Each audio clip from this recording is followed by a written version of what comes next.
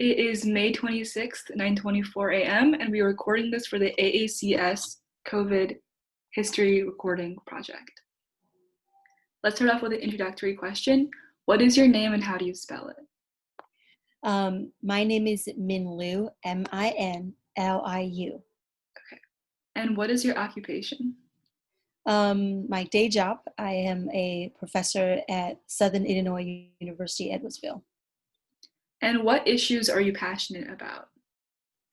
Other than my teaching and my research, I guess in the community, I've been slowly getting more involved in community service for the St. Louis Asian American, particularly Chinese American community. I'm also very passionate about youth engagement. And were you working on any specific projects related to those issues before COVID-19? Absolutely. So related to COVID-19, yes. So I was involved, I have been involved in the St. Louis Chinese American community's COVID-19 relief campaign, both for the city of Wuhan in China and also for St. Louis. And what about any projects before COVID-19?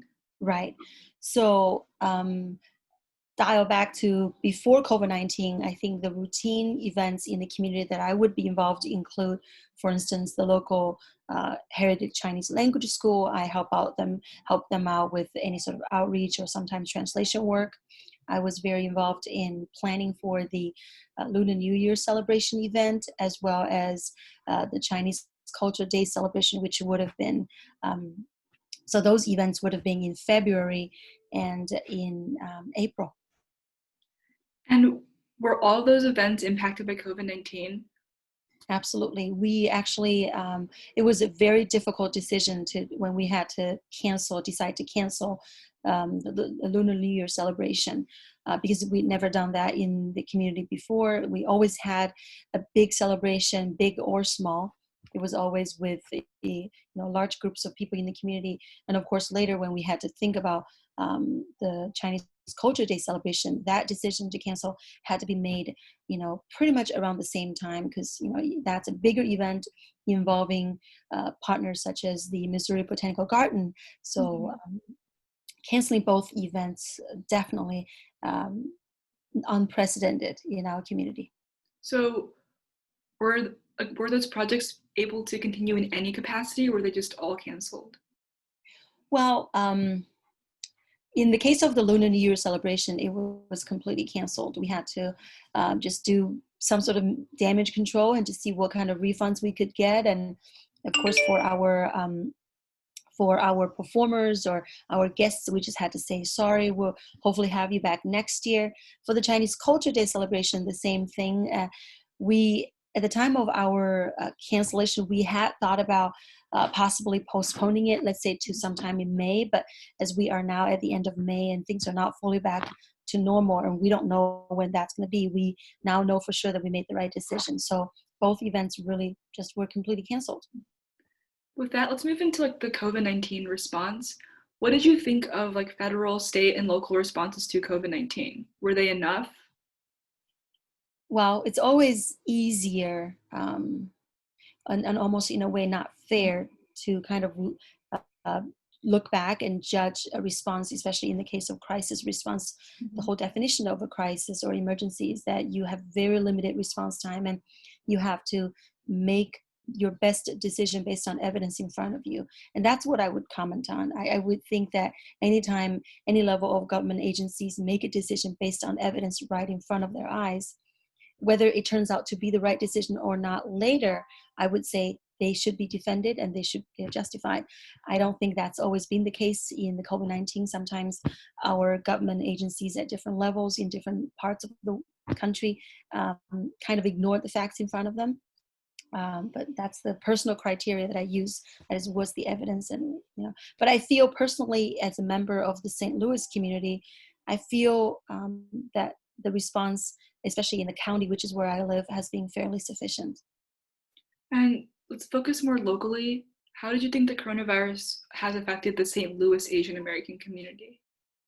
Well, early on, I remember one of the very early things that we thought about, other than what are we going to do with our celebrations? What about all those wonderful dancers or performances that don't get a chance to showcase their talent this year. Other than that, we really first thought about the small business community, because this happened actually before COVID-19 actually got to St. Louis with actual cases. That's when the cases were still very much outside of the country, and St. Louis was probably grappling with one of the first cases right at that point. And then already we were hearing reports about how somehow the Asian, especially East Asian restaurants were already experiencing some decrease in traffic. So, that wasn't based on actual, epidemic or pandemic data. It was really based on people's fear. So at that point, we were really worried about that kind of unjustified fear. But later on, as the cases started to actually come to St. Louis, we as in the organizations that I serve for, which include the Chinese Education and Culture Center and of course Chinese Service Center, etc.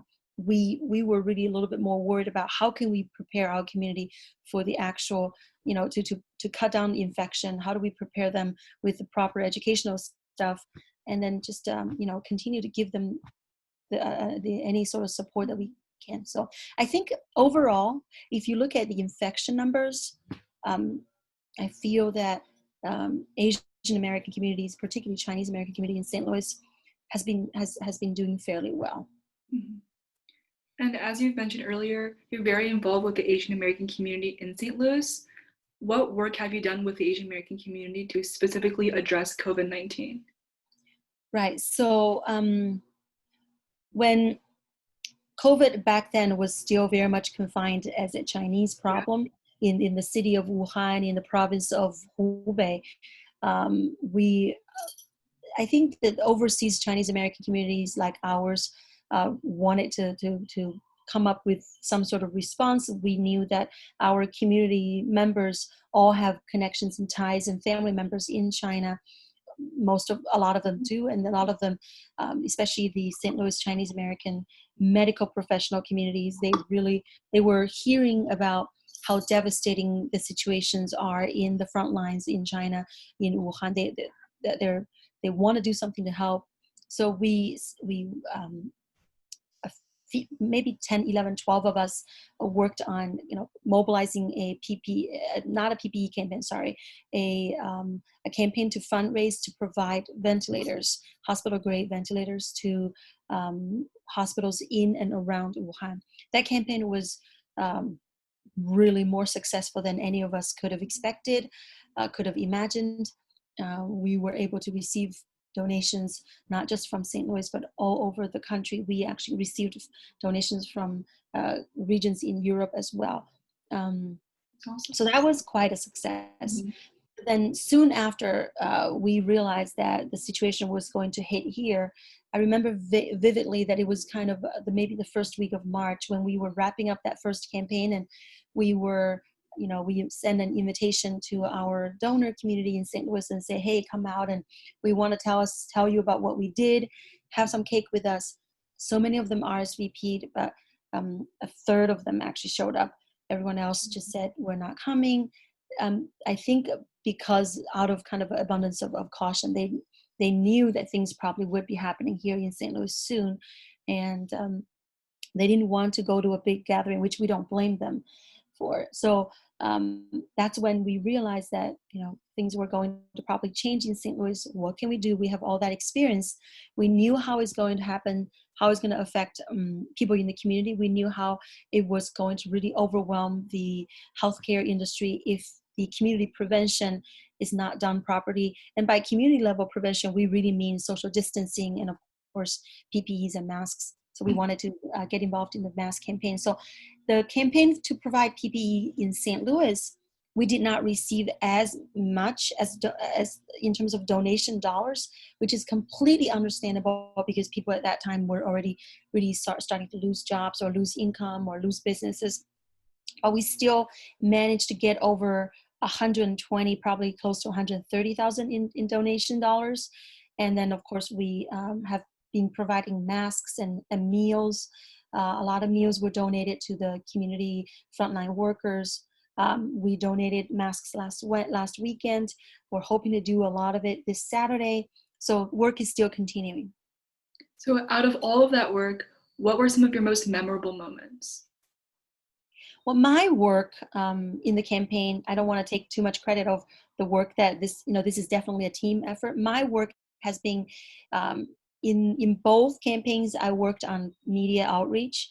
I really wanted to make sure that my understanding of Asian community and particularly Chinese immigrant communities, that we tend to not be super media savvy. We don't necessarily chase the spotlight. Not that I'm suggesting that we should chase the spotlight, but I think to work with the media to tell a good story can not only be uplifting during a time of crisis, but can definitely, um, you know, it's important because we are a member of this community. So I worked really hard to get the word out to media outlets, to show them what we're doing, and we've had actually some good success. We had a story, including both campaigns, covered in I think 7 or 8 media outlets, both locally and nationally. And that's quite an accomplishment, I think, including radio, TV, magazine, St. Louis, I think St. Louis Parents. It was probably a magazine. I know that we were on the todayshow.com. So it's not necessarily one moment, but I think those moments when I was able to help the media outlets, different kind of media outlets, tell our community's success story. And then, of course, when we started to hear people started to recognize our work and tell me, "Oh, aren't you the person who did that?" I always say, I'm the person on the camera, but yes, my team and we were doing that. So that's definitely a very good experience. But I think also memorable in the sense that there were a couple of moments where I felt like our story should have been picked up, but they weren't.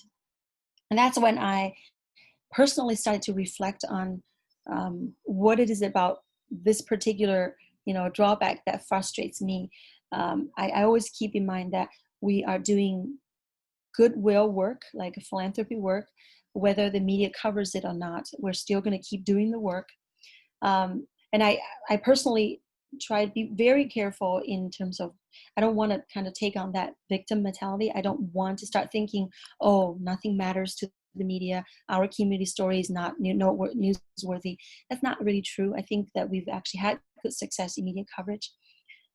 So that's definitely my personal reflection. The other thing I really, I'm really, it's always going to carry with me or stay with me is the I think it was probably more than a month and a half ago when a private foundation reached out to me. And when they reached out to me, set up an interview with me or like a Zoom call with me, I had no idea what the purpose of that call was. I just knew that they were a foundation that want to talk to me. So later on, at the end of that meeting, I followed up with them. I thought that they were going to donate some masks or something to us. It turns out that they made a very significant, sizable 5-digit donation to our campaign. I cannot divulge the exact amount, but it was very much a boost in confidence and morale. That made me, and then it turns out that it was because one parent in our St. Louis Modern Chinese School, which is a big part of this campaign, one parent actually works for that private foundation. And then he knew about our work through, of course, our media communication, which kind of just really reminded me how, this Buddhist concept of causes and condition, everything is interconnected. All the work that we've done to build up a good community around our heritage language school is paying off in this moment of crisis, and helped us make so many connections. We have parents who connected us to, like in this case, to a lot of money, or connected, a lot of them told us, please donate to this organization. Some of them, a lot of them volunteered themselves or their kids to come and help us do a mask drive. So it's really a community effort for sure. So those moments I will always carry with me. And on the flip side, besides the